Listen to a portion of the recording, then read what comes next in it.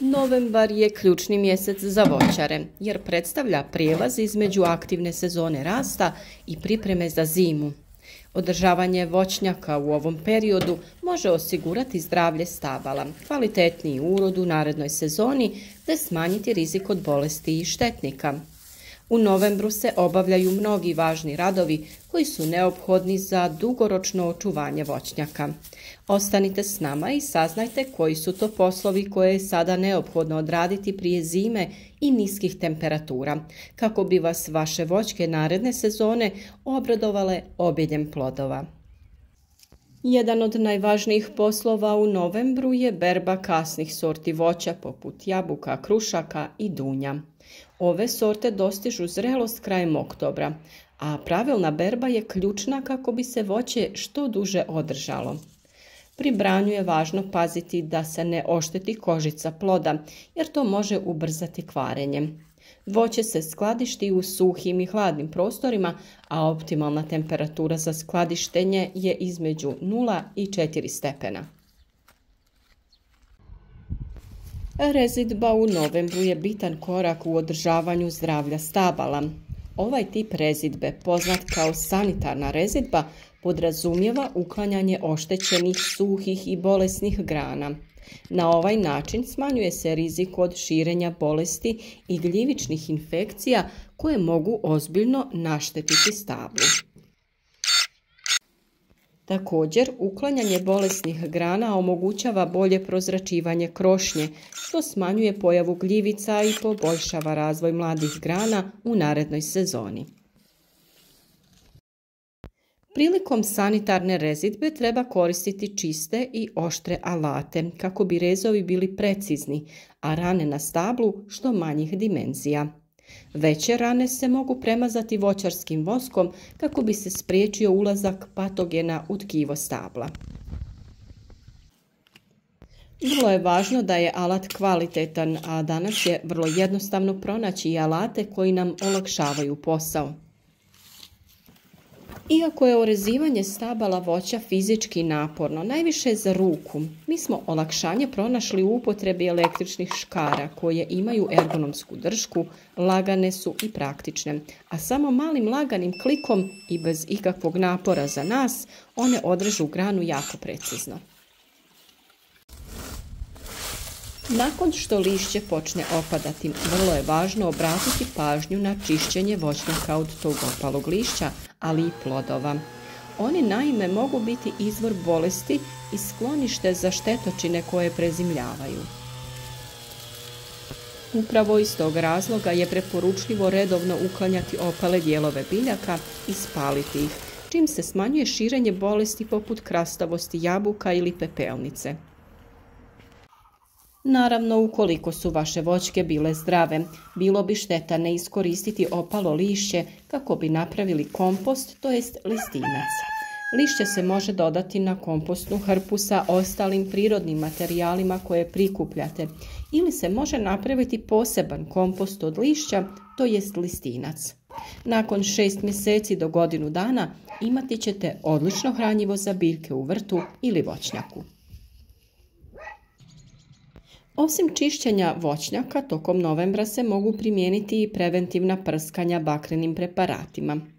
Oni djeluju protiv različitih gljivičnih oboljenja, kao što su plamenjača i pepelnica, te osiguravaju da stablo uđe u zimu zdravo i otpornije na bolesti. Pravilna priprema tla u novembru ključna je za osiguranje optimalnih uslova za stabla tokom zime. Nakon berbe i sanitarne rezidbe preporučuje se rahljenje tla oko stabla kako bi korijenje moglo lakše upiti vodu i hranjive tvari. Osim toga, duboko prekopavanje tla pomaže u uništavanju štetočina koje se nalaze u zemljištu. Biljke su tokom sezone plodonošenja dosta iscrpile tlo, pa je vrijeme da vratimo i hranjiva u zemlju kako bi stabla bila jaka i otporna. Samim tim, gnojidba u novembru je također važan dio pripreme voćnjaka za narednu sezonu. U ovom periodu preporučuje se dodavanje organskih gnojiva poput komposta ili stajnjaka, koji se razgrađuju tokom zime i obogaćuju tlo esencijalnim hranjivim tvarima. Mineralna gnojiva bogata kalijem i fosforom također su korisna jer pomažu stablu u jačanju korijenovog sistema i otpornosti na mraz. U sušnim jesenjim periodima zalijevanje voćaka postaje ključni zadatak. Voćke koje ulaze u zimu sa dovoljno vlage u tlu otpornije su na zimske stresove. Duboko zalijevanje omogućava da korijenje dođe do dubljih slojeva tla gdje se zadržava više vlage tokom zime.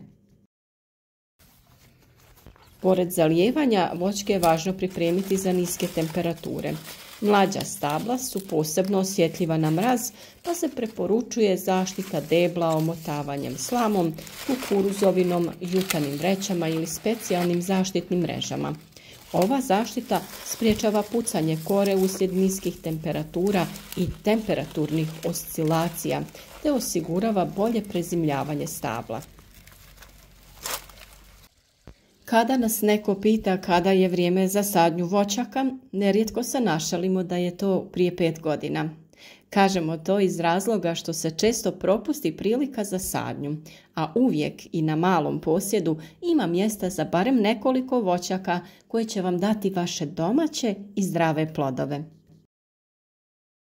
Zato vas sada podsjećamo da je novembar idealno vrijeme za sadnju novih voćaka. Tlo je još uvijek dovoljno toplo za razvoj korijenovog sistema, što je vrlo važno, a stabla imaju dovoljno vremena da se ukorijene prije dolaska zime. Prilikom sadnje važno je odabrati kvalitetne sadnice koje su zdrave i prilagođene lokalnim klimatskim uslovima. Sadnice se postavljaju u unaprijed pripremljene jame koje su obogaćene organskim gnojivima. Može to biti stajnjak, kompost, neko peletirano hranjivo. Važno je da korijen bude pravilno raspoređen i da se ne savija prilikom sadnje. Nakon što se sadnica postavi, tlo se dobro sabije kako bi se eliminirali zračni džepovi, a potom se sadnica obilno zalije. Tokom zimskih mjeseci divlje životinje poput zečeva i srna često traže hranu u voćnjacima, što može prouzrokovati ozbiljne štete na mladim stablima. Novembar je pravo vrijeme za postavljanje zaštitnih mreža ili ogradica oko stabla kako bi se spriječile ovakve štete. Mlade voćke su posebno ugrožene jer im životinje mogu oguliti koru, što može dovesti do sušenja stabla. Upotreba repelenata, odnosno sredstava za odbijanje životinja, također može biti efikasna metoda zaštite. No, ukoliko imate dosta takvih stanovnika prirode, odaberite drugo rješenje. Napravite im neke hranilice malo dalje od vašeg voćnjaka, pored obližnje šume. Počastite ih kako bi lakše izdržali zimu, a kako ne bi u vašem voćnjaku tražili hranu ili radili štetu. Malčiranje je također važna praksa u voćnjacima tokom jeseni. Polaganje sloja organskog materijala poput slame komposta, usitnjenog lišća ili grančica oko stabla pomaže se očuvanju vlage u tlu i štiti korijenje od smrzavanja. Osim toga, malč sprječava rast korova, a i postepeno obogaćuje tlo kako se taj organski materijal razgrađuje. Još jedan važan zadatak koji je potrebno odraditi u voćnjaku u novembru tokom sušnih dana jeste krečenje stabala voćaka. Obavljamo ga krajem jeseni kako bi zaštitili biljke od različitih gljivičnih oboljenja, ali primarno je zaštititi ih od sunca i zagrijavanja. Naime, posljednjih zima temperature u decembru pa čak i januaru znaju biti dobro iznad prosjeka, što traje i po nekoliko dana i dovoljno je da zagrije tamnu koru stabla. Nakon toga temperature se naglo spuste i to je veliki šok za biljku. Osim što može doći do pucanja kore, može doći i do kretanja sokova unutar stabla, što nikako nije poželjno. Ako se odradi kvalitetno, bijela boja će štititi biljke tokom cijele godine. U proljeće se kretanje vegetacije može odložiti za 10-ak dana, što može biti ključno za sprječavanje štete od kasnih proljetnih mrazeva. možemo zaključiti da je novembar izuzetno važan mjesec za održavanje voćnjaka. Pravilnim obavljanjem poslova poput berbe, sanitarne rezidbe, gnojidbe i zaštite stabala od mraza i štetočina, voćari mogu osigurati uspješno prezimljavanje stabala i bogatiji urod u narednoj godini. Briga o tlu, sadnja novih voćaka i zaštita mladih stabala ključni su koraci u dugoročnom uspjehu voćnjaka. Ovi radovi ne samo da poboljšavaju zdravlje voćaka, već i doprinose većoj otpornosti na klimatske izazove i bolji kvalitet plodova.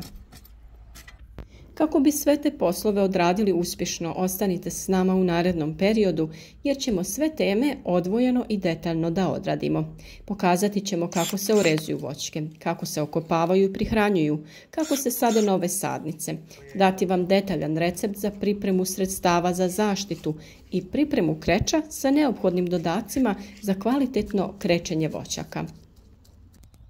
Podržite naš rad sa lajkom, podijelite video na društvenim mrežama i pozovite vaše prijatelje da nam se pridruže, da posade pokoju voćku i budu sigurni u kvalitetu uzgojenih plodova. Naučite kako osluškivati prirodu, kako prepoznati ključne trenutke za obavljanje određenih zadataka. I što je najvažnije, ostanite u dosluhu sa prirodom i čuvajte svijet i ljude oko sebe.